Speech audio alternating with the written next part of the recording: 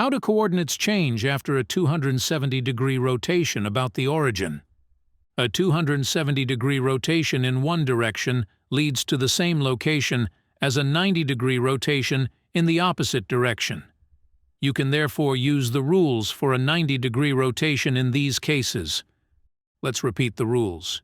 A 90-degree counterclockwise rotation about the origin turns x, y to minus y, x, and a 90-degree clockwise rotation about the origin turns x, y to y minus x. Let's run through an example and rotate this shape 270 degrees clockwise about the origin.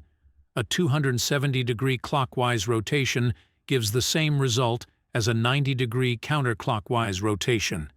Looking at the rule for a 90-degree counterclockwise rotation about the origin, a point xy moves to the point minus yx. With so many points involved, it can be a good idea to draw a table to fill in, so let's do that.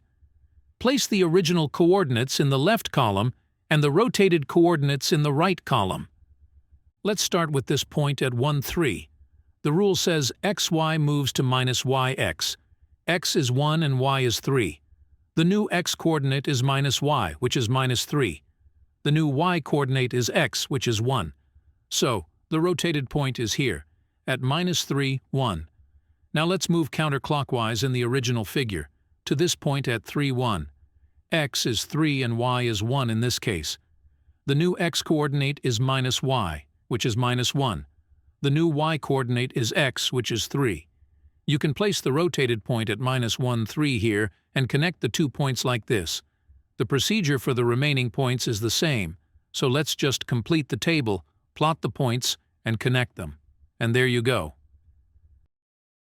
A 270-degree rotation in one direction leads to the same location as a 90-degree rotation in the opposite direction. You can therefore use the rules for a 90-degree rotation in these cases.